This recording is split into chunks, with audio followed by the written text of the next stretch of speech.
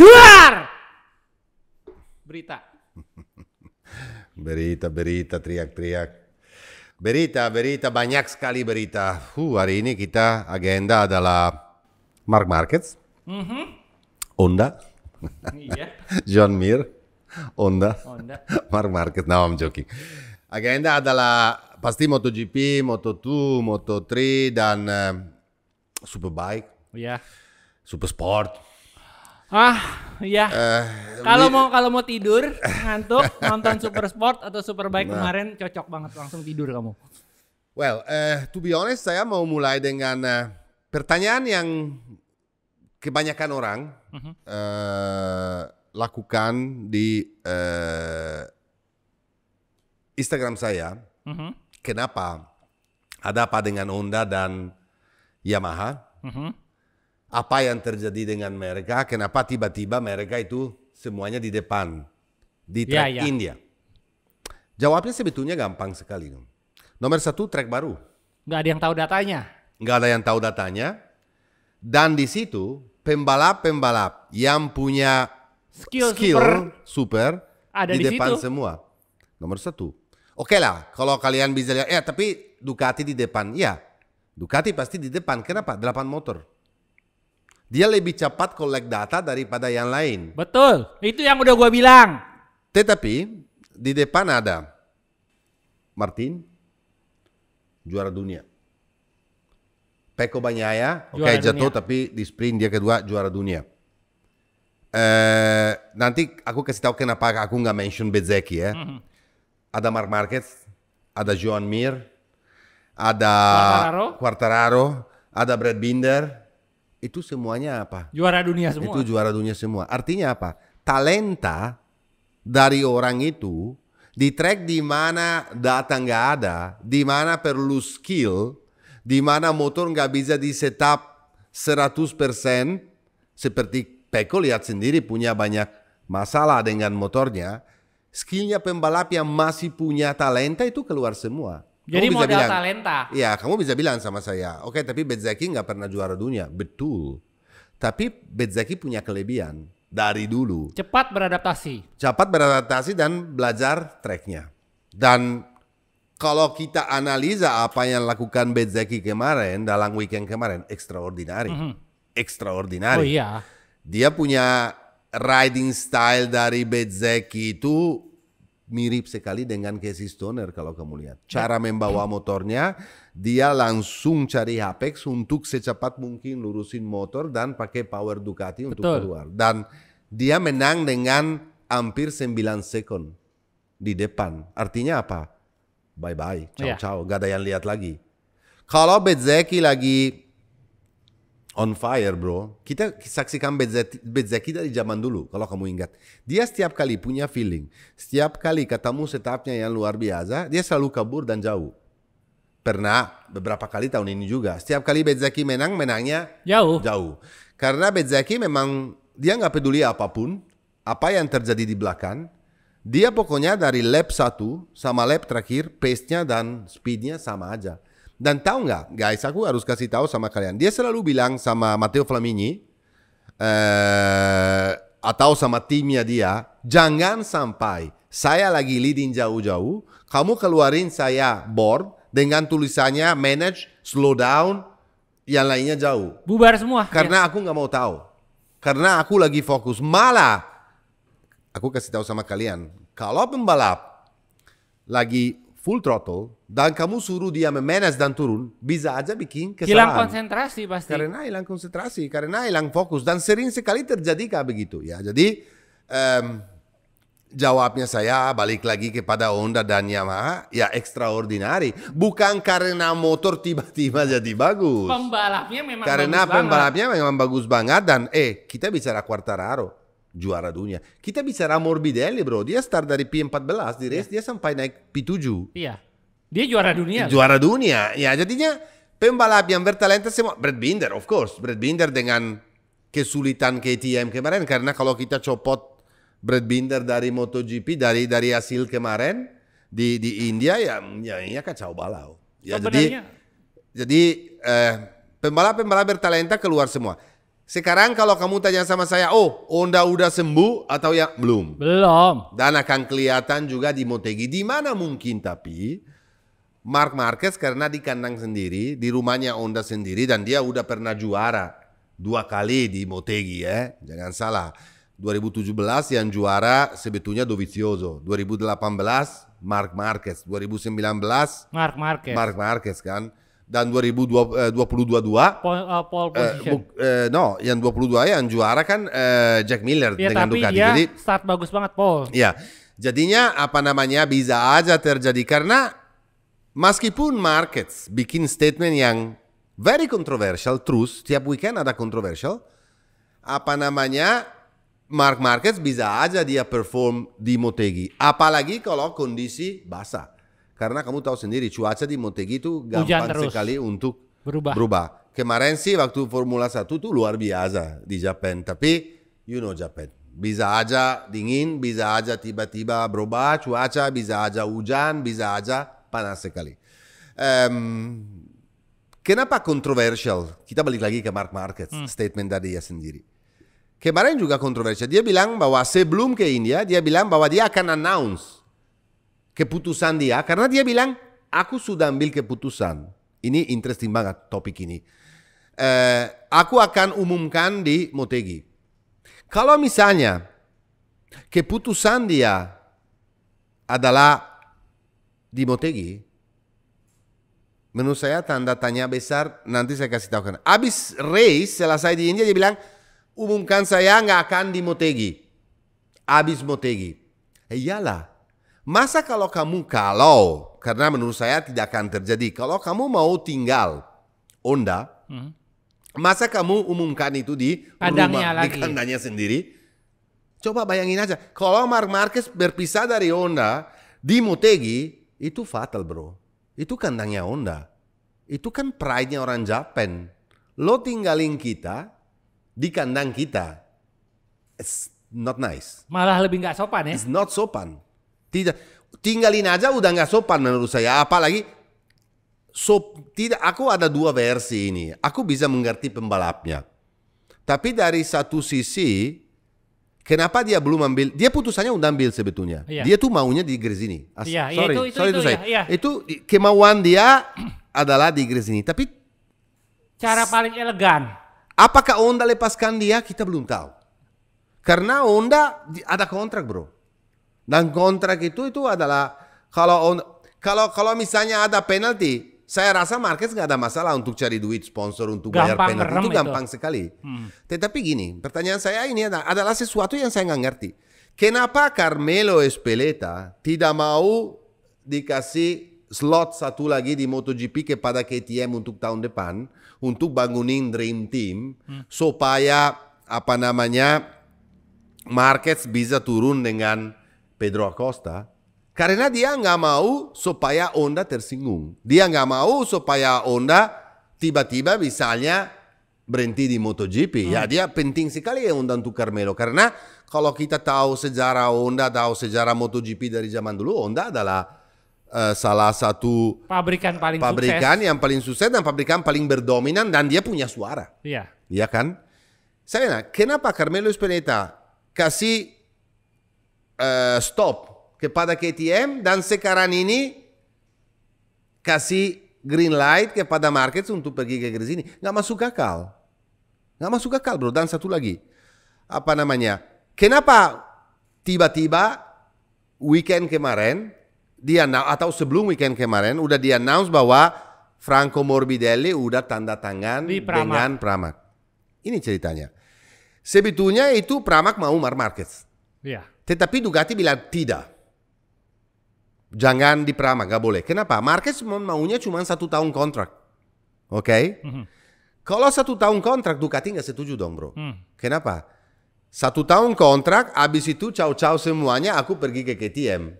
Dengan membawa semua data yang know-how dari Ducati. Kamu bisa bilang, Matteo, tapi itu banyak sekali orang Ducati udah pindah di KTM itu, betul. Ya tapi bukan sepinter Marquez. Nah itu dia kan, itu masalahnya. Bukan sepinter Marquez yang benar-benar bisa baca dan tahu.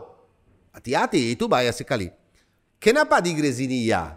Nomor satu karena bukan tim pabrikan Ducati. Kalau kita bicara Pramac ya, Pramac adalah tim pabrikan. Iya, motornya motor pabrikan. Ya, motornya pabrikan dan sebetulnya Ducati Main Race itu involve sekali di Pramac. Iya. Jadi mereka bilang tidak karena 1 tahun kita nggak setuju. Tapi kalau di Pramac kenapa ya? Di Gresini. Di Gresini karena itu adalah independent team. Tim pribadi. Jadi, nah ini aku mesti jelasin. Kalau kamu bicara kontrak, kita sebut aja Alex Marquez. Alex Marquez itu kontrak dengan Gresini. Betul. Dia tidak ada urusan apapun dengan Ducati. Entah tahun depan Gresini pakai 2 tahun lagi dia pakai Aprilia atau Gresini pakai Honda. Alex Marquez adalah Gresini. Tetapi seperti musim lalu, Enea Bastianini walaupun di Gresini dia adalah Ducati. Kontrak Ducati main factory dititipkan di Gresini. Di situ, ya. Nah, tapi sekarang ada lucunya. Kemarin di wawancara Tardozzi, Ciabatti dan Delinya. Welcome semua. Sebetulnya welcome. Itu jelas dong welcome. Gini, menurut saya ini skenario. Kalau misalnya, dan meskipun menurut saya tetap aja aku bilang Marquez tahun depan ada di Honda, menurut saya. Kalau misalnya ini terjadi, kalau Mark pindah karena Mark itu punya kontrak dengan KTM secara verbal. Belum ada tanda tangan. Jadi Mark Marquez itu masih bebas. Kalau Mark Marquez turun di Gresini dan dia perform, yakin perform, bisa perform. Di mana juga aku berani bilang bahwa malah kemungkinan besar dia jadi juara dunia ada. Iya. Di tim Gresini. Kalian lihat sendiri dengan motor Bezzecchi tahun lalu dia fighting for the championship. Tahun lalu Bastianini fighting for the championship. Dengan talenta Marc Marquez dengan motor 1 tahun lebih tua itu bukan masalah. Dan antara motor 1 tahun lebih tua sama yang baru Ducati itu bedanya Bezzecchi aja bisa begini, tipis banget. Bastianini bisa begini. Kalau Gresini harus ambil kesempatan ini. Gresini sendiri. Kenapa? Murah. Karena Mark itu nggak perlu duitnya dari Gresini, malah sponsor sendiri yang bawa dan membayar. Yeah. Kedua, kalau tim Gresini jadi juara dunia, untuk mereka extraordinary. Kalau pula mereka nggak jadi juara dunia, tapi bisa membawa nama Marquez. Sponsor yang mau join itu ngantri. Itu Carlo udah senangnya senang mati. Tapi gini skenario. Saya rasa Ducati bicara dengan gini. Pasti Mark itu nggak mau di tim satelit. Karena dia tuh adalah pembalap yang 8 kali juara dunia, bro. Mungkin skenario gini. Kalau misalnya Bastianini tahun depan nggak bisa perform, mereka dan di mana Marc Marquez perform sekali di tim Gresini, bisa aja karena semua kontrak tahun depan itu semuanya habis. Bisa aja kecuali beberapa seperti Binder atau beberapa Zarco, yang udah dikunci. Ya atau Zarco. Bisa aja Ducati merah bilang, tukar? Aku kasih lo seat di main team sama Pecco Bagnaia. Menurut saya Marc ambil pasti. Ambil. Karena KTM-nya bagus tapi belum di sana. Tapi Mark ambil. Jadi skenario ini ada. Tapi apakah adil atau tidak untuk Honda? Menurut saya tidak. Bayangin aja sekarang, bro. Mark hilang. Rins hilang. Oke, Mir tetap. Karena dia nggak ada pilihan lagi. Dan dia mau stay. Karena kalau dia ambil 1 tahun off, dia out. Ya dia akan stay. Dan dia suka juga frame yang kedua. Yang dia akan pakai di Motegi, mungkin dia akan coba dua-duanya lagi. Dan untuk Honda nggak ada pilihan lain dari membawa kembali Iker Lecuona dari Superbike ke MotoGP. Jadinya tahun depan Honda turun dengan 2 pembalap seperti Lecuona dan Mir. Ya masih ada di Gian Antonio kalau mau diswap dengan Mark. Ya tapi udah jelas, bro, udah diumumkan bahwa Iker Lecuona, karena nanti kita bicara soal apa yang terjadi di Superbike, dan saya kasih tahu juga karena di Superbike lagi ramai, lagi panas banget untuk seatnya. Iker Lecuona kemungkinan besar kalau benar Mark pindah ke Gresini, dia akan naik ke Repsol. Nah ini isu satu lagi. Kalau banyak bilang kenapa nggak Zarco ke Repsol? Oke, sekarang aku ngasih tahu. LCR itu seperti Gresini. Itu tim satelit. Betul. Walaupun dengan motor pabrikan ya. Yes. Tetapi tim satelit itu jelas butuh sponsor. Betul. Butuh uang. Zarco butuh kontrak jangka panjang. Sementara sponsor dari LCR adalah Castrol. Castrol jelas dong dia mau pembalap yang punya nilai jual. Zarco itu punya nilai jual. Nggak bisa seenaknya seorang Johan Zarco digeser ke Repsol. Karena apa? Lucio Cecchinello bisa main di GOAT kalau nggak ada. Dia capek juga. Dia bro, capek juga. Dan tim itu penting untuk Honda. Dan juga yang paling penting Zarco ingin kontrak jangka panjang. Karena aku dari pembocorku ya, ini adalah kontrak terakhir Zarco 2+1 karena dia udah mendekati 40 udah 34 tahun. Dan dia nggak mau ke Superbike jelas. Dia tidak mau ke Superbike. Tawaran dari LCR adalah per tahun hampir 1 juta euro kali 3. 2+1. Aman buat dia. Betul sekali. Jadi karena semua ini situasi sekarang ini panas banget. Oke guys, mungkin kalian yang akan ke Mandalika nanti 3 minggu dari sekarang, 2 minggu dari sekarang ada di Mandalika mungkin akan ada pengumuman di mana Mark stay atau pindah.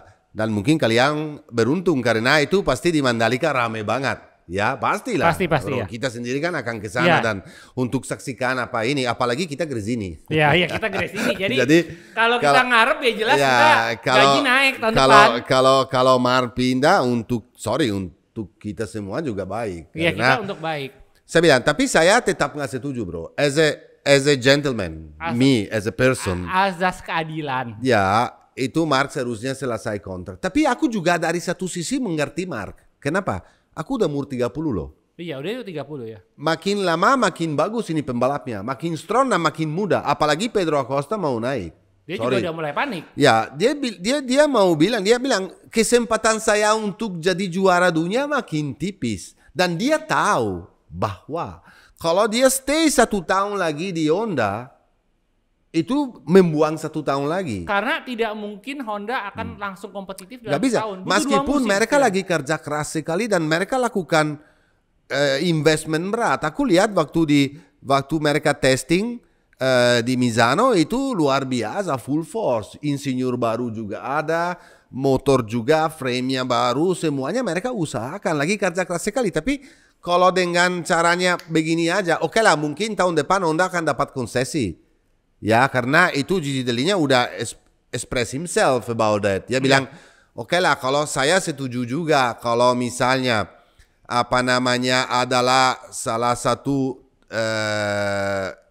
brand yang lagi sulit, ya kita harus cari formatnya dalam artinya mungkin nggak bisa kasih konsesi full seperti sebelumnya, tapi kita semuanya perlu Honda dan Yamaha juga membalik di level kompetitif supaya juga championship itu Gigi Dall'Igna sebetulnya udah terbuka kepada Dorna untuk udah oke sebetulnya kepada tinggal cari formatnya ya untuk supaya Honda dan Yamaha bisa balik kompetitif lagi karena bro kita perlu itu karena hati-hati kalau misalnya Yamaha nggak improve juga tahun depan dan kontrak Quartararo 2024 habis.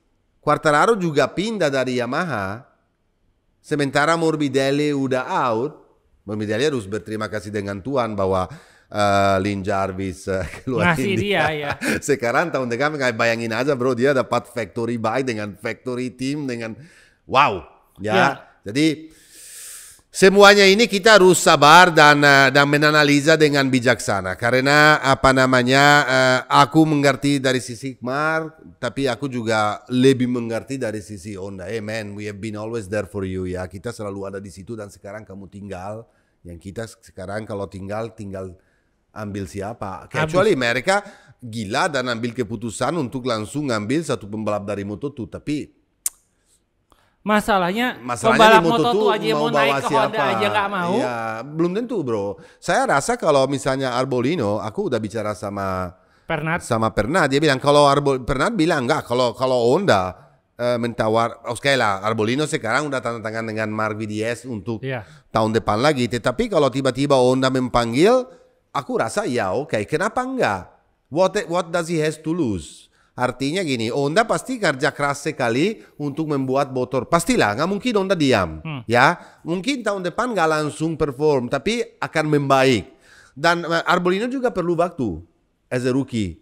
Dan dia nggak akan punya pressure dari Honda. Kalau kamu nggak perform, kita akan buang kamu. Nggak juga. Kenapa? Karena Honda juga mengerti bahwa dia belum selevel yang lain dan Arbolino juga rookie. Jadi saya rasa kalau ditawarkan daripada Iker Lecuona, sorry to say ya, meskipun dia punya pengalaman, tapi mungkin saya ambil risiko untuk Arbolino, bro. Sekarang ini ada satu problem lagi. Kalau kamu dari sejarah Honda, dari waktu Valentino Rossi, Honda itu selalu menghilang pembalap utama yang luar biasa, tetapi selalu ada replacement yang luar biasa. Ingat, waktu Mick Doohan turun, yang naik Valentino Rossi. Yes. Waktu tapi dari sini relationship dengan Honda jadi rusak. Waktu Valentino relationship rusak dengan Honda, dia keluar yang naik Casey Stoner. Mereka punya cadangan yang luar biasa. Waktu Casey Stoner turun, yang ngambil Marc Marquez. Sekarang Marquez pergi, Lecuona. Ya, bintangnya ada Pedro Acosta, tapi sudah tanda tangan sama KTM. Apa kesalahannya Honda selain dari cara memanage satu tim, dan karena waktu Mark itu cedera mereka nggak pernah improve sesuai dengan seharusnya supaya mereka bisa maju selevel Aprilia, KTM dan Ducati.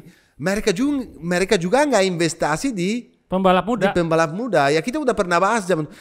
Kalau sekarang Mark pergi, aku ambil siapa? Oke lah, mau ambil Lecuona, oke, mau ambil Arbolino, tapi bukan selevel sejarahnya. Doohan, Rossi, Stoner, Marc Marquez, gila mau. Iya itu. Sekarang Lecuona atau Arbolino? Ya mau nggak mau berharap dari Arbolino, walaupun Arbolino masih. Ya itu beda. Arbolino bisa di. Oke lah, I gambling ya. Aku ambil dengan ekspektasi saya nggak terlalu tinggi karena dia rookie. Dengan dia saya ambil belajar, kita saya ambil maju supaya mungkin Arbolino bisa jadi, karena Arbolino is a good rider tuh. Tapi sebenarnya gini, permasalahan kalau kita lihat MotoGP udah lebih dari 10 tahun ya. Di Honda itu selalu mereka memiliki pembalap ketiga yang luar biasa bagus. Makanya. Dan merangkap menjadi test rider. Pembalap ketiga, aku nggak bilang pembalap kedua ya. Iya. Jadi di eranya dulu itu ada Alvaro Bautista di situ, pembalap ketiganya mereka sebelum dia ke Suzuki. Lalu setelah itu ada Cal Crutchlow yang selalu ngasih data, bisa menang. Dan dia menang, dia perform. Dia menang, dia podium, dia pole, dan dia bisa memberikan masukan. Iya, dia betul. Nah, sekarang sebenarnya langkah tersebut tuh udah mulai kelihatan dengan adanya Zarco. Ya, kuncinya di Zarco. Zarco itu akan berperan sebagai Cal Crutchlow, di mana dia memberikan data, memberikan podium, memberikan kemenangan, tetapi sebagai pembalap ketiga. Tetapi masalahnya di Honda saat ini dia nggak punya pembalap pertama, dia tidak punya pembalap kedua. Ya. Pembalap pertama ada seharusnya Marc Marquez, tapi kalau jadi kacau seperti kita skenario yang seperti tadi ya. Karena Mark tahu tahun depan sebagaimanapun investasi uang dimasukkan 1 triliun dolar pun nggak akan bisa seinstan itu merubah Honda yang menjadi motor yang dan dia membuang waktu untuk dan dia juga nggak mau, itu kita harus lihat di situnya. Oke, kita balik lagi ke race kemarin, kalau nggak kelamaan kita nggak habis-habis karena kita banyak harus bahas hari ini. Oke lah, menurut saya balik lagi Marco Bezzecchi kemarin extraordinary. Sekarang di dalam adalah 3 pembalap yang lagi berebutan kejuaraan dunia ini. Sebenarnya Binder masih bisa. 100 poin semuanya bisa terjadi, tapi rada susah bro, karena dari masalahnya aku nggak ada. Kalau saya lihat Martin Bezzecchi dan Pecco Bagnaia kelihatan ada 3 orang lawan 1 loh, dan 3-3-nya Ducati. Binder itu selalu dari belakang. Iya tahu bro, tapi itu nggak sembuh-sembuh itu ya. Kemarin dia tuh nggak bisa lawan loh, nggak bisa lawan. Nah, jadi menurut saya Binder extraordinary. Kalau kamu taruh Binder di atas Ducati, yes bisa jadi juara. Iya. Tapi di KTM itu yang masalahnya. Sekarang Pecco Bagnaia harus hati-hati bro. Iyalah 13 poin. Aku kasih data beberapa. Tahun ini Pecco Bagnaia jatuh 5 kali. Di main race. Iya, main race. Hari Minggunya. Dan dia punya performa jelek sekali di sprint race cuman di Silverstone. Di mana dia nggak dapat feeling di main race dan dia itu nggak dapat poin. Ingat gak? Iya. 5 kali jatuh. Sebetulnya tahun lalu 5 kali 0 juga. Sama persis. Iya. Tapi 5 kali ini dia jatuh untuk kesalahan dia sendiri. Semuanya. Oke? Betul nggak? Betul. Nah, Tapi dia masih leading championship. Artinya apa? It's very strong. He's very strong. 5-0, still leading the championship. He's very strong. He's very strong. Nggak bisa bilang enggak. Iya. Tapi Pecco itu adalah pembalap all or nothing. Artinya apa? Dia selalu bilang, aku nggak suka jadi. Kalau kamu lihat dia naik podium, urutan 2, dia nggak pernah senang. Nggak pernah senang itu orang. Dan aku mengerti spirit itu. Karena semua pembalap di kategori apapun, dari kategori MotoGP sampai paling bawah di dunia, setiap kali orang jadi pembalap dan mau balap, dia turun untuk menang. Nggak ada pembalap yang turun untuk dapat poin atau cuman semuanya usahakan keras sekali Nakagami. untuk menang. No, dia juga bro, kalau pembalap turun itu di kepalanya adalah I want to win. Apalagi kalau punya kesempatan untuk menang itu seperti Pecco lah, punya tim yang paling bagus, punya motor yang paling bagus, juara ranking champion, juara dunia MotoGP tahun lalu, dia itu mau menang. Tapi kadang-kadang seperti kemarin, waktu dia overtake Martin, di mana udah kelihatan bahwa dia punya lebih, karena ada kesalahan pilihan Martin nanti kita. Iya. Dia di dalam beberapa tikungan dia udah kasih setengah sekund. What the hell? Emang Martin pelan? Tidak sama sekali. Udah gap setengah sekund. Dan di tikungan tersebut dia jatuh. Orang bilang ya tapi dia pakai ban depan berbeda. Makanya no. Dia punya ban depan hard. Karena dia lebih cocok dengan itu. Hard itu guys, kalau technically aku bisa kasih tahu. Dia kerja di range di mana temperaturnya itu harus tinggi sekali.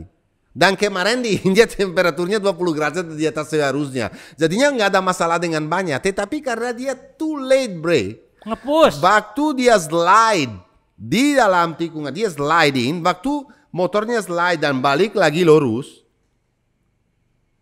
Roda belakang mendorong yang depan. Dia ngerem, hilang depan. Low side. Low side bukan karena dia pilih hard compound. Low side karena dia rem too late and enter too fast. Jadi apa? Kesalahan dari, dan dia sendiri yang bilang. Ya, itu pure. Dia yang salah. Dia nggak salahin ban, dia nggak salahin siapapun. Dia bilang itu. Tetapi aku juga mikir, oke lah. Lo udah tahu bahwa punya pace lebih dari Martin. You bisa tunggu bentar dong bro. Tahu sendiri Martin kayak apa. Terakhirnya kan dia exhausted dan selesai. Dan dia enggak, dia masih ada di kepala, dia nggak suka di belakang Bezzecchi. Dan Bezzecchi kemarin percaya dia bilang, pokoknya di depan Pecco bilang, pokoknya dia lah ini Pecco ya. Kalau saya di depan, setiap kali saya di depan dia selalu crash. Itu betul. Oh iya betul. Itu betul. Setiap kali Bezzecchi ada di depan, Mr. Pecco Bagnaia itu crash. Artinya apa? Dia nggak mau. Apalagi kan meskipun mereka teman luar biasa, tapi di VR46 Racing Team ada persaingan sendiri. Persaingannya sendiri antara mereka. Kalau mereka turun pakai go-kart, kalau mereka turun pakai bebek, kalau mereka turun pakai sepeda, kalau mereka main bola, kalau mereka main volley, satu sama yang lain selalu ada berkompetisi. Sementara Martin itu dia bisa ngambil keuntungan dari persaingan seperti ini. Ya, jadi Pecco jelas salah. Kalau dibilang bahwa Pecco dari sini nggak akan takut dan nggak akan attack, salah. Pecco itu selalu perform dan kasih his best kalau waktu dia under pressure. Iya. Ingat tahun lalu dia tuh recover 91 poin dari Quartararo dan nggak pernah salah. Sekarang ini dia adalah kesempatan di Jepang untuk switch, tapi dia nggak boleh bikin kesalahan lagi kayak begini. Kalau dia memang lihat bahwa yang di depan terlalu jauh, dia akan coba usahakan terus dan dia contender. Kalau kamu tanya sama saya siapa akan jadi juara dunia tahun ini, menurut aku, meskipun sekarang tinggal cuma 13 nilai, itu menurut saya Pecco. Kenapa? Kalau saya lihat prestasi dari Martin kemarin, dia under pressure. Dan kelihatan. Martin itu full throttle tapi kelihatannya bahwa dia lagi mikir. Dia bilang, no, kita mikir cuma race by race. It's not true. Enggak, udah tinggal 13 It's not poin, true. He's thinking about the championship. Kalau kamu lihat Bezzecchi, dia nggak peduli bro. Dia itu ala Simoncelli. Dia itu orang gila. Dia itu aku kemarin nonton sampai di dalam pit wawancara dia segala macam sesudah menang. Dia itu kayak pembalap zaman dulu bro. The 70s rider. Long hair. Dia nggak peduli. Kemarin tahu nggak? Waktu diwawancara sama Sky TV di dalam tim, dia tuh minum satu. Dia duduk di atas motor, kaki di stand. Itu adalah botol champagne dan dia habisin botol itu sendiri minum terus. Yang lainnya semuanya briefing dengan insinyur. Kalau dia tuh kacau balau. He's a crazy guy. Ngerti tulus juga. Dia nggak ada pressure. Dia udah tahu. Kalau tahun ini saya jadi juara dunia, aku bonus loh. Karena di atas kertas dari awal season mana ada yang dia bisa mikir bahwa bisa jadi juara dunia. Jadi apapun yang terjadi dia akan dorong habis-habisan dengan full throttle. Tapi hati-hati, karena kalau aku lebih takut Bezzecchi daripada Martin, meskipun nilainya itu rada jauh dari Pecco. Dan kenapa ada jauh? Jangan salah, kalau di Red Bull Ring nggak di strike oleh Martin, kalau di Barcelona nggak di strike oleh Bastianini. Kalau tadi kemarin nggak di strike oleh Marini. Besar. Di Barcelona dia start ulang, tetapi tangannya sakit banget, cedera banget, makanya dia nggak bisa perform di Barcelona. Ya, dan di San Marino dia juga nggak bisa menang karena masih sakit tangannya menurut saya. Tapi kamu lihat itu perform. Kalau ini nggak di strike di 3 tempat kayak begini, ini anaknya udah di depan loh itu. Kalau kamu tahu nggak, ada satu data yang saya kasih kepada kalian yang penting. Kalau misalnya sementara ini kita hilangin poin dari sprint race, kamu tahu nggak siapa leading championship hari ini? Bezzecchi. Bayangin aja bro.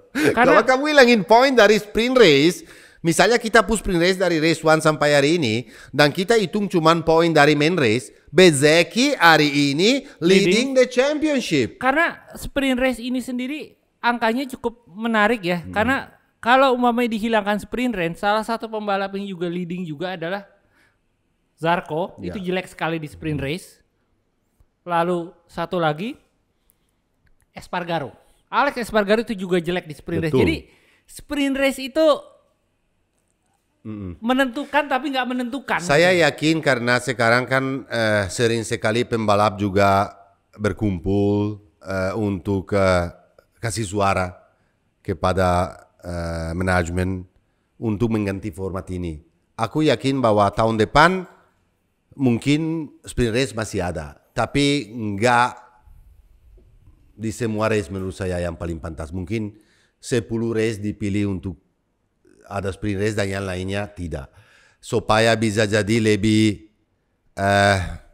adil juga untuk pembalap dan tim. Karena supaya mereka bisa membuat dan bersiap untuk main race dengan sesempurna mungkin seperti sebelum-sebelumnya. Karena kadang-kadang banyak accident yang terjadi. Di sprint race akhirnya merusak jadi main race. Bukan dari sprint race, bukan juga dari main race. Itu bisa jadi akibatnya di main race. Karena udah balap di sprint race. Kalau nggak jadi di sprint race, jatuhnya di main race. Jadinya untuk mengurangi kemungkinan untuk cedera itu. Bro, sebetulnya yang cedera itu banyak sekali ya. Rins nggak ada, Bastianini nggak ada. Sekarang race depan Luca Marini nggak ada. Alex Marquez nggak ada. Ya jadi itu 14 di banyak ya. Jadi akan format ini menurut saya akan di-revise untuk tahun depan. Dievaluasi kembali. Balik lagi ke tadi ya. Kita nggak tahu juga dengan performa Martin karena dia dari terakhir ini itu selalu leading di depan dan selalu di depan. Oke lah di sprint race diambil kesempatan karena Bezzecchi punya masalah dengan Marini. Tapi kalau kita lihat di atas kertas timingnya Bezzecchi itu jauh lebih cepat daripada semuanya. Dia the only one di sprint race bisa lap di 144. Yang lainnya semuanya di atas 145. Jadinya kalau Bezzecchi nggak cedera nggak punya masalah sama Marini, dia bisa menang. Tapi dia ambil kesempatan. Oke, Bezzecchi is the best, I win, and he won. Ya, dia menang. Waktu di main race dia bikin kesalahan beberapa. Semua orang, pilih ban belakang soft. Yang satu-satunya yang nggak mau pakai soft itu adalah dia sendiri dengan medium. Tapi itu gagal kelihatannya. Depannya medium semuanya kan 90% pembalap di starting ring medium. Cuman Pecco Bagnaia pilih hard medium. Morbidelli hard medium. Morbidelli is understandable. Kenapa Morbidelli ambil hard di depan? Karena dia starting P14 dari belakang. Dan masalahnya apa? Kalau kamu di belakang motor yang lain, pressure-nya dan kepanasannya naik. Jadinya itu supaya dia bisa avoid masalah ini, dia pilih Ban compound yang lebih keras. Ya, jadi itu technical choice. I can understand Yeah. Morbidelli. Tapi kalau pilihannya dari Martin sendiri, menurut saya is a question mark. Kalau kamu fighting for the championship dan 90% pembalap yang lainnya semuanya 100% di belakang pakai yang soft, cuma lo sendiri, dia sendiri pilih yang medium. It's a gambling. I don't think that 99% pembalap yang lainnya atau insinyur yang lainnya begal semua. Think about it, bro. Think about it. Itu gambling, tapi untungnya dia masih runner up. Iya. Dan dia punya banyak masalah. Masalahnya dengan sama. Aku waktu lihat wearpacknya terbuka, saya bilang, waduh, awas lo.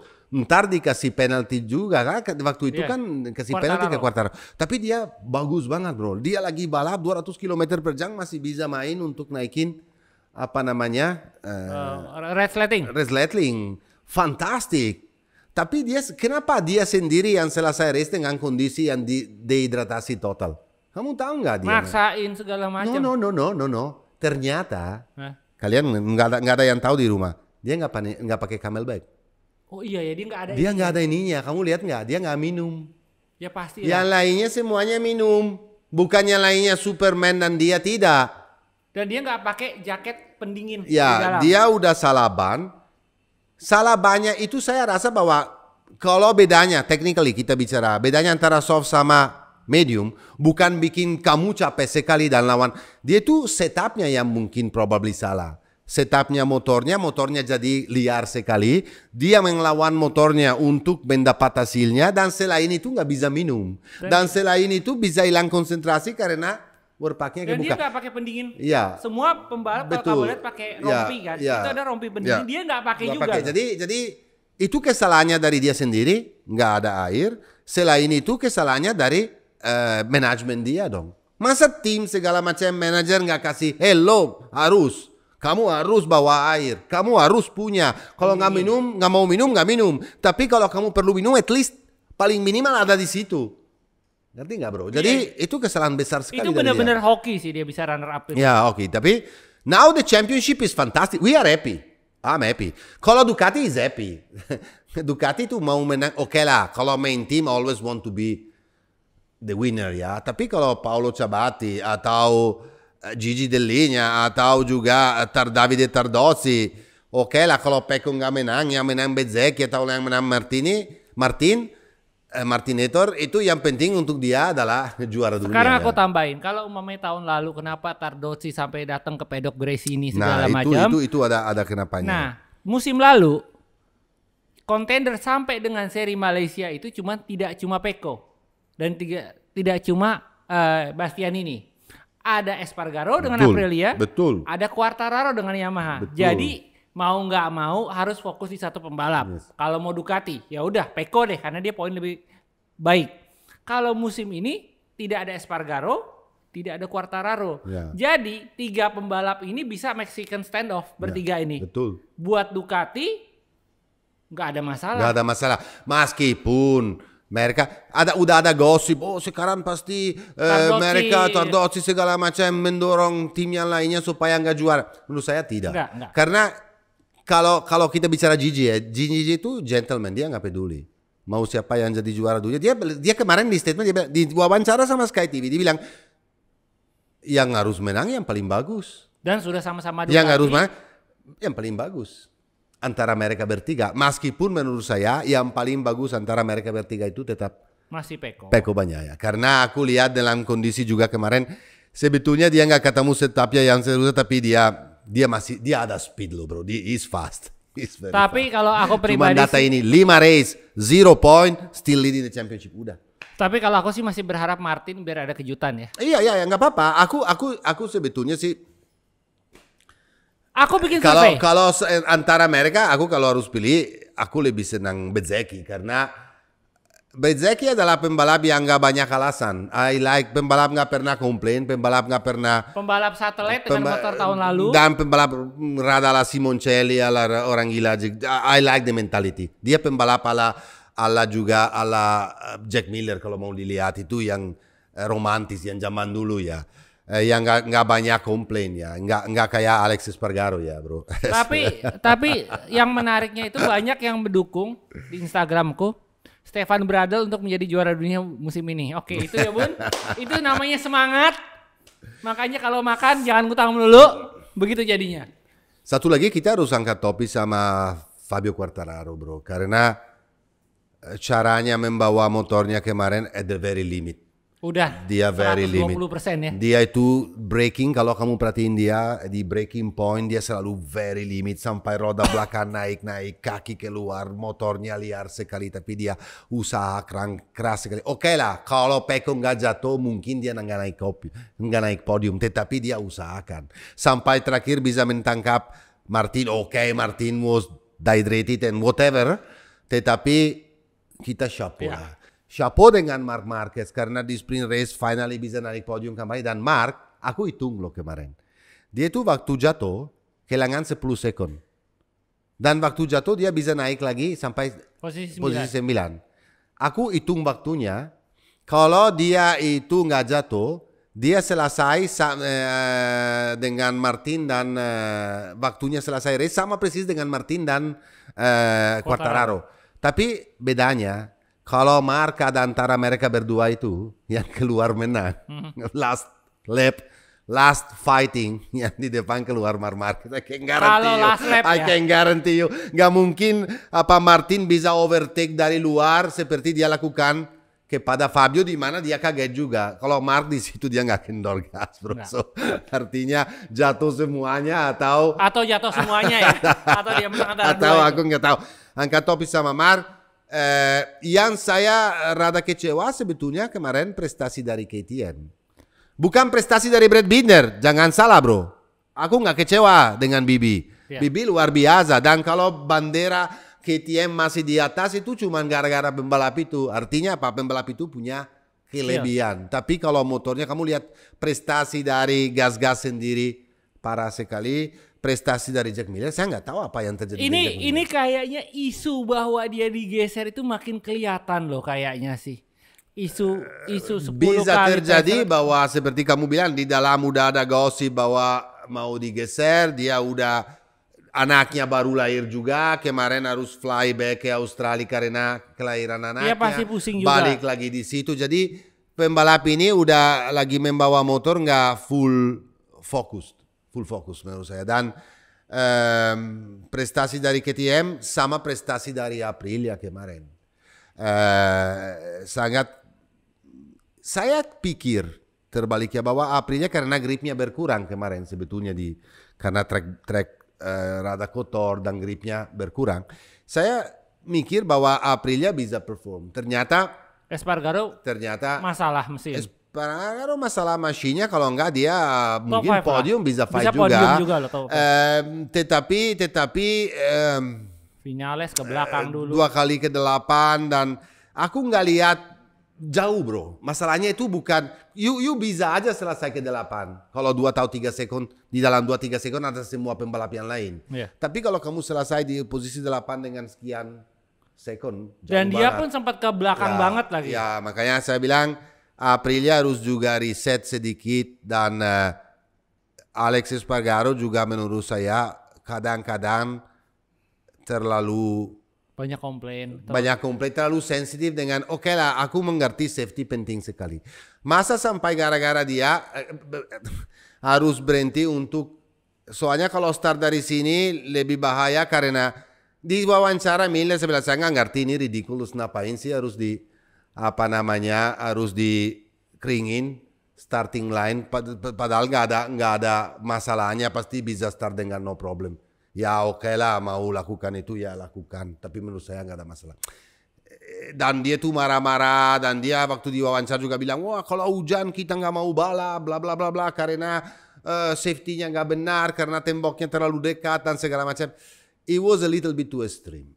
Dan selain itu saya juga, aku sedih sekali kemarin karena dengan bully, orang India dibully habis-habisan. Oke. Kesalahan bukan dari Marshall sendiri juga. Kalau Dorna dan satu MotoGP mau turun di tempat yang baru, Mereka juga harus tahu dan harus mikir gimana caranya untuk sekolahin Marshall.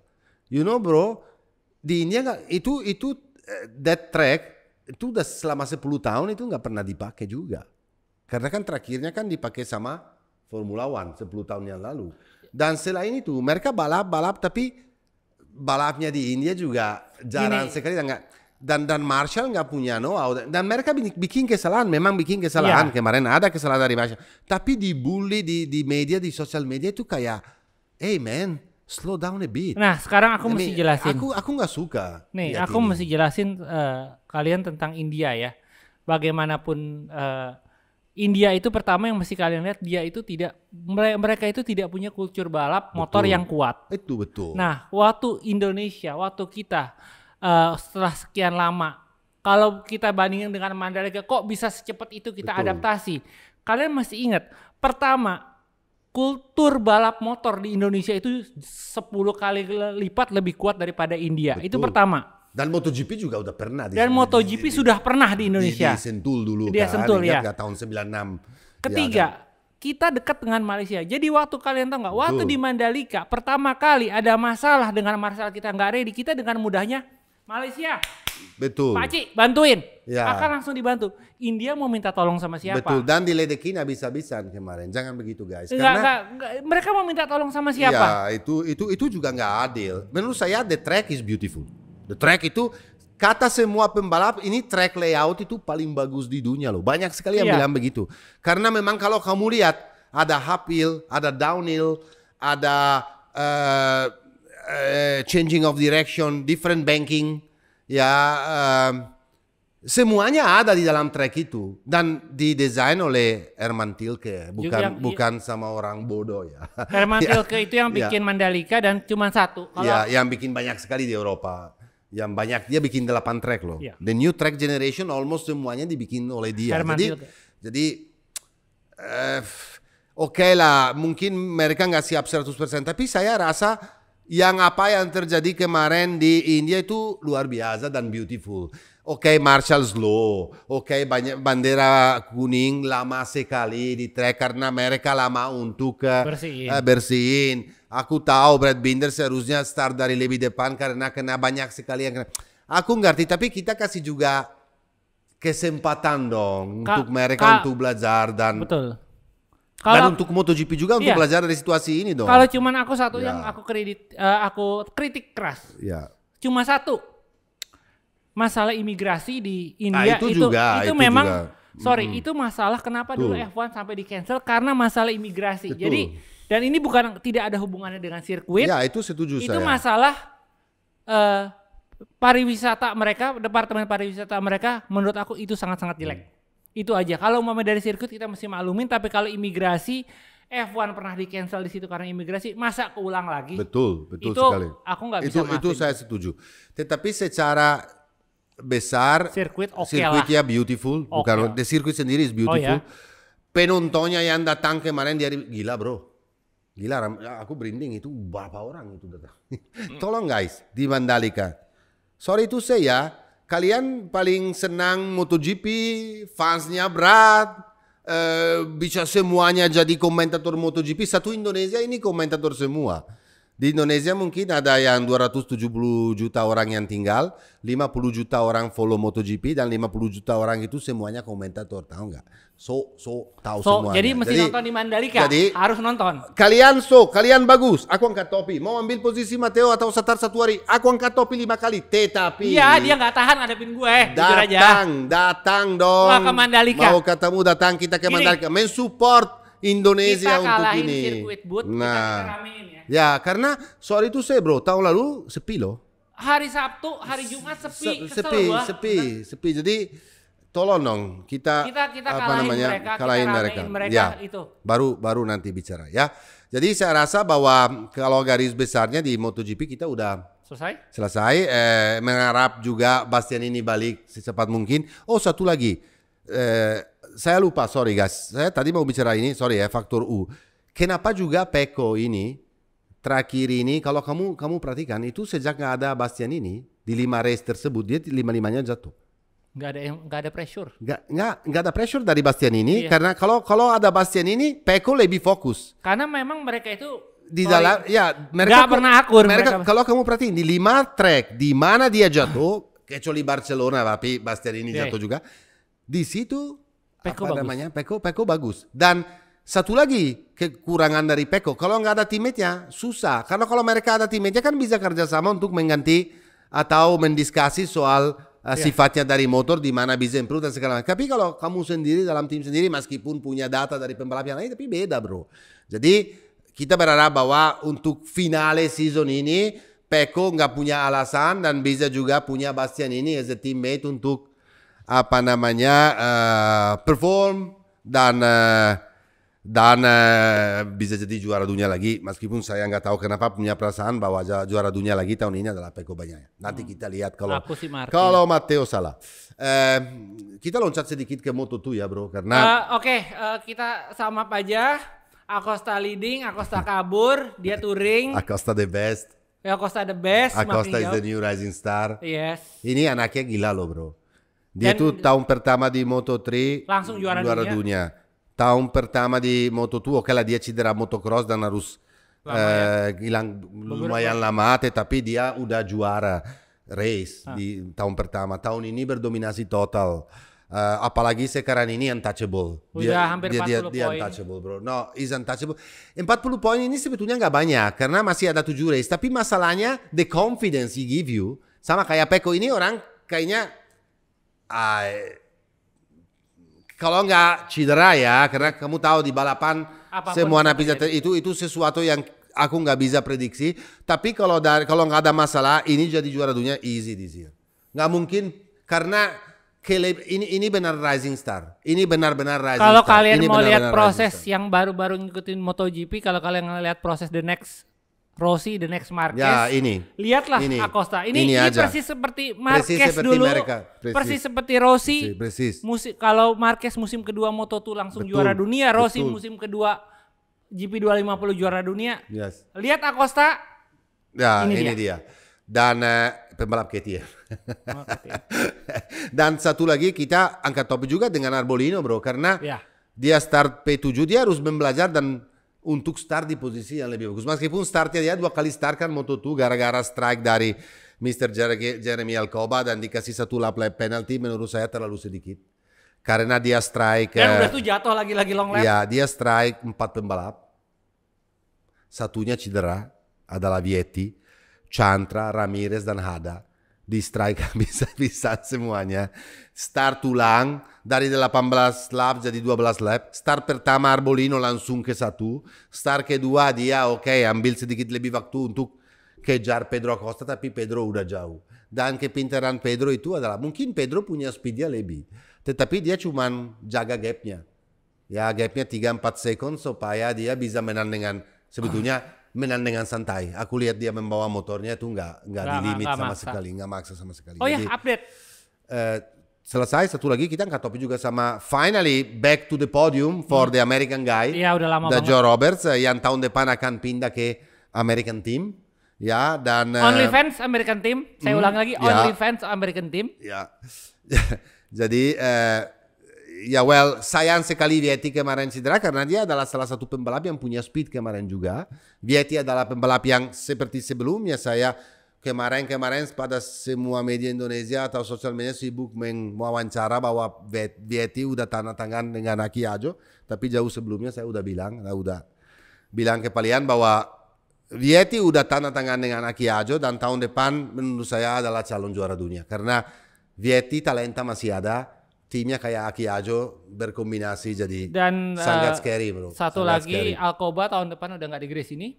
Ya Diganti betul. dengan Manuel Gonzalez. Betul sekali, which is a very good rider. Yang kemarin juga meskipun top 5 dia ya. selama 7 race terakhir selalu selesai di P5. Itu. Dia kayaknya punya sesuatu dengan P5. Sama seperti Philip Salak yang hobi Ya. dengan P4, Betul. dia P5. Betul. Dan juga ada Albert Arenas. Albert Arena, makanya saya bilang gimana Fabio? Enggak, ini aku udah confirm dari Om Botak. Jadi ada 2 Carlo ya, ada Carlo Gendut, Carlo Pernat, ada Carlo Merlini, Carlo Botak. Itu udah confirm Albert Arenas juara dunia Makanya Moto3. Dija Dia bilang, aku nggak tahu Dija kemana. Dia ngomong. Kamu kemarin bilang kan Dija pasti, dan saya juga yakin. Aku juga yakin tapi Dija kesana. Carlo Dija kemana? Kalau Dija dibuang kemana? Apakah I don't know. Bisa loh. Ada gosip itu di paddock. Ada, aku udah dengar. Hati-hati, ada gosip itu. Ya kalau harus pilih antara Lecuona atau Arbolino, mungkin aku pilih Dija. Untuk pengalamannya minimal ada di situ kan. Minimal dia sudah punya pengalaman di MotoGP dan dia sebenarnya juga nggak pelan loh. Betul, gitu betul loh. sekali. Jadi dia pernah pole, dia balik ke Moto3, fantastic race by Joan Masia. Nanti aku kasih data ya. Moto3, sekarang aja. Kalau kamu lihat di track ini yang menang semuanya jauh. Ya. Bezzecchi, jauh. super skill. Joan Masia, Moto3, super skill. Pedro Acosta, super skill. Udah selesai. Ya. Pembalap yang mengadaptasi paling cepat itu, kalau kamu lihat 3 pembalap ini, dari free practice hari Jumat sampai hari race-nya, itu selalu di depan. Dan di depan, Joan Masia apalagi bro. Wah kayak palu dia. Tung, tung, tung, tung, tung. Always di depan. Dan kemarin itu fantastis. Dia tuh mentarik sedikit Sasaki. Sampai Sasaki udah nggak bisa ikutin lagi. Karena memang punya pace-nya Joan Masia itu luar biasa. Sampai dia menang sendiri di depan. Kedua fantastik antara Sasaki Toba dan Veijer. Orang Belanda yang baru, anak baru. Veijer ini tuh bagus banget bro. Ini adalah bintang juga, hati-hati, this guy super strong and super fast. Sampai ada internal accident sama teammate-nya sendiri, di mana nggak ada salahnya, it's just a race accident karena Sasaki di depan. Sasaki itu sekarang in contention for championship. Yeah. Masia dan Holgado, dua-duanya leading the championship dengan nilai yang sama. Yang kedua, -1 is Sasaki. Jadi 3 orang ini adalah di dalam 1 poin. Dan sekarang ini kita akan saksikan fight yang sangat baik antara mereka bertiga. Jangan lupa bahwa Holgado juga dari weekend dengan frustasi habis-habisan seperti tiga weekend terakhir ini. Dia start dari belakang sekali tapi finalnya dia bisa selesai keempat dan David Alonso rookie selesai kelima. Jadi dengan Moto3 juga saya rasa cukup. Superbike balapan yang tapi enggak juga bro, aku harus tell you ya. Kalau sebetulnya di race 1 aku saksikan race yang fantastik antara sebetulnya Rinaldi, Johnny Rea dan Toprak. The fight was very good until the very last, you know. Apalagi Rinaldi lakukan sesuatu yang extraordinary. Oke lah, awal-awalnya Bautista was leading, very confident, super full of himself, dan dia bikin kesalahan sendiri sama kayak Pecco, dia jatuh. Tapi ada keuntungan untuk Bautista. Kalau Pecco nggak bisa balap lagi, ngulang ya, nggak bisa ulang. Kalau Bautista terjadinya di Sabtu dan di hari Minggu Minggunya masih ada dua kali race, ada Super Pole race, dia bisa balas dendam dan bisa tidur dan bisa reset dan bisa prestasi lagi. Jadi Bautista bikin kesalahan sangat-sangat jelek menurut saya karena dengan kesalahan itu dan di dalam race 1 dia jatuh 2 kali loh bro. Iya. Jatuh langsung waktu leading dan jatuh lagi terakhir waktu mencoba untuk kembali untuk mendapat poin. Dan waktu 2 kali jatuh itu waduh ini kayak tahun 2019 nih. Ini sekarang pembalap ini jatuh terus nanti seperti Johnny Rea waktu itu kan nyusul dan jadi juara dunia. Ini jangan-jangan seperti itu tapi tidak juga karena waktu Super Pole, kamu nonton Super Pole race? Gila beautiful. The Super Pole race was beautiful. The rhythm, the pace di depan itu luar biasa dan apa yang dia lakukan last lap di mana dia overtake Toprak first di section yang susah banget di mana sebetulnya Yamaha dan Kawasaki punya kelebihan dibanding Ducati. Dia overtake Toprak di situ dan di straight panjang terakhir the power of Ducati overtake Ray dan menang dengan ambil risiko yang sangat scary. Kalau kamu baru jatuh di race 1 dan di Super Pole race di mana all or nothing dalam cuma 10 lap kamu lakukan yang dia lakukan, itu crazy sebetulnya bro. That guy is really rada-rada juga sama kayak sebetulnya the talenta Toprak, talenta Bautista, talenta, Ray itu selevel menurut saya. Yang bikin bedanya mungkin Toprak karena Sedikit paling di bawah sedikit di atas. Kalau talenta, karena Toprak itu paling lebih muda dari Iya, Alvaro. Cuman itu aja. Tapi kalau kita bicara kalau mereka tiga-tiganya di motor yang sama, kita akan Baru setiap kelihatan. weekend bisa akan nikmati yang race yang menurut saya fantastik. Di race kedua ya. berdominasi Bautista dan dia membelajar waktu dia gap dia nggak mendorong lebih tapi cuma tahan Ya, aja dia gapnya touring supaya dia bisa jadi juara. Sekarang bedanya antara 47 poin masih terbuka sebetulnya karena Berapa masih race ada 2 race lagi. Next race weekend depan ini ada Motegi dan ada Portimao, di mana Bautista biasa di Portimao berdominasi total. Jadi Bautista bisa keluar dari Portimao, bisa jadi juara dunia langsung di Portimao, atau kalau enggak pasti di Jerez de la Frontera kandangnya dia juga. di end of October, mungkin akhir Oktober bisa jadi juara dunia. Sekarang yang apalagi kita harus bahas itu, oke lah, Rinaldi finally on the podium. Itu terakhir Rinaldi menang race itu tahun 2021 loh. Udah 2 tahun gak pernah menang race. Finally kemarin waktu dia lihat Bautista jatuh, kayaknya dia dapat semangat loh, bro. Dan dari paling belakang dia overtake juga Toprak di dalam tikungan itu, dia crazy loh, bro. Sebetulnya dia pebalapnya punya level tapi nggak punya konsistensi. No. Rinaldi kalau mau ngikutin World Superbike, Rinaldi itu benar-benar copy paste dari seorang Davide Giuliano. Itu begitu. Kalau kamu tahu Davide Giuliano di Superbike itu adalah Rinaldi dulu, seperti waktu dulu Rinaldi dengan Bautista, dulu Giuliano dengan Carlos Checa. Ya. Si tua dengan si muda, dan si mudanya bego banget. Tapi gitu minimal kemarin dia dapat 2 podium, bro. Di race 1 dia menang, di race 2 dia ketiga. Jadi kedua, sorry. Jadi ketiga. Kedua Toprak, ketiga dia. Locatelli itu Locatelli punya kena sial gara-gara overheat rusak, radiator rusak. Tetapi oke lah, boleh lah prestasi. Sayang sekali untuk Petrucci. Karena Petrucci dari free practice punya pace-nya tuh sama kayak Bautista, super strong dan super fast. Waktu di Super Pole, bukan di Super Pole race, di Super Pole dia langsung keluar dari pit, di lap pertama langsung jatuh, motornya rusak dan dia harus start paling belakang. Di race 1 dari paling belakang dia selesai P5. Race 2 udah ngejar lagi, jebol lagi. Sayangnya dia P12, jadinya dia harus start dari terakhir juga karena yang mengubah posisi cuma 9 pertama. Iya. Jadi karena dia selesai urutan 12 di main race, dia harus start dari belakang dan dia kena sial juga, lagi naik lagi kembali, mesinnya jebol. Tapi Petrus ready untuk next year. Kita bicara sedikit tentang apa yang terjadi di Superbike karena panas sekali sebetulnya. Seperti semuanya ini ada I give you a news yang saya mikir sendiri ini ya, aku mikir sendiri gara-gara aku dapat news ini bahwa BMW is rencana mau testing the new bike, the new Superbike untuk tahun depan, khusus untuk guys. BMW tahun ini motor baru, tahun depan keluarin motor baru lagi loh. Iya. Ya, setiap tahun dia kayak Ducati, setiap tahun ada motor, nggak kayak Kawasaki atau MV, Yamaha ya. Jadi MV akan testing motor baru, bukan cuman Superbike yang dites. Aku dengar dites prototype.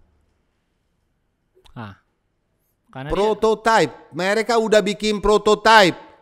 Tahu nggak prototype itu artinya apa? Yang dipakai di MotoGP.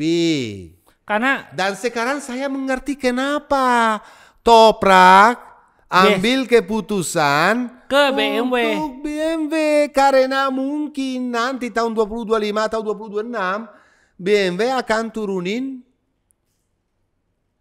di MotoGP. Dan Carmelo very welcome. Aku ngasih hint lagi nih. Jadi ingat nggak waktu zamannya CRT? Masih ada CRT ya sampai musim 2015 kalau nggak salah CRT itu. BMW itu dipakai loh. Ya tuh betul. Di MotoGP. Betul. Dan mereka itu, aku nggak bilang mereka bisa ngacak-ngacak top 10, tapi waktu itu Kawasaki pakai, Honda pakai. Betul.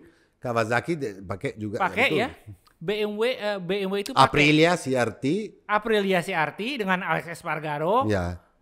Betul. BMW juga pakai, dan BMW Betul. itu salah satu yang terbaik loh ya. Betul, Jadi betul. hati-hati, dan Hati-hati. BMW itu adalah Ya. sponsor MotoGP dari dulu. Terus seatnya yang panas lagi sekarang itu, aku nggak ngerti satu, kenapa ya di main factory team BMW di Superbike, kenapa dia ambil Van der Mark dan dibuang Redding? Ya. Oke, Redding di second team, Iya. di satellite team BMW dengan Bonobo, tapi kenapa? Aku bingung. Karena kemarin performa dari Van der Mark itu jelek banget. Dan dia udah terlalu banyak cedera juga ya. Ya, jadi Redding dan Gerloff together, Betts dibuang. Tapi aku dengar-dengar ada gosip bahwa Betts lagi dekat sekali sama Moto Corsa. Moto Corsa adalah timnya Bassani. Loris Bas. Loris Bas lagi dekat dengan Moto Corsa. Moto Corsa ini adalah timnya Bassani. Axel Bassani ya. Karena Axel Bassani kan udah jelas pindah. Kita belum tahu di mana. Kemana? Dia lagi bicara sama Honda. Karena dia lagi bicara sama Kawasaki. Dia punya pre-contract sama Kawasaki sebetulnya. Sama satunya lagi, dia lagi bicara sama Puccetti team. Kawasaki Puccetti. Puccetti udah nggak mau Kawasaki lagi. Udah nggak ya? Dia dekat sama Paulbert udah meninggal. Dia Lupa dekat saya. sama Ducati dan BMW. Tapi kayaknya 70% ke Ducati. Dan dia akan turunin motor juga. Dan kayaknya antara Rinaldi atau Bassani. Oke? Meskipun Rinaldi punya option Honda. Karena kalau Iker Lecuona, kalau Marquez ke Gresini, Iker Lecuona ke Honda MotoGP, Rinaldi pilih Honda Team untuk di Superbike. Jadi Iannone. Oh iya, Iannone loh. Iannone di Go 11. Ya, jadi ini masih panas sekali. Cuman kalau aku ya, Masih panas sekali. kalau aku ya, daripada aku ambil Iker Lecuona, aku akan ambil Dija sih. Iya sih bro, tapi di MotoGP Iya, untuk gantikan Marquez daripada daripada Iker Lecuona, aku ambil Dija kemana-mana. Atau Dija bisa juga membalik di Moto2 kan, timnya yang mungkin bisa kasih kesempatan untuk Dija ada aja. Ada. Jadi Honda Team Asia. Honda Titame bisa aja. Ayogura pindah ya, sama jadi teammate-nya Ayogura pindah di MT Helmets ya, berarti ya sama Sergio Garcia bukan? Sergio Garcia. Sergio Garcia kan, betul. Jadi ya apapun yang bisa terjadi guys, kita belum tahu apa yang akan terjadi. Jadi ya see you next weekend mungkin kita akan Tetap sama, tayang hari Rabu. Ya hari Rabu mungkin aku harus ke Japan dulu ya guys. Nanti Matteo akan saksikan sama Federal Oil, sponsor kita di Japan. Kalau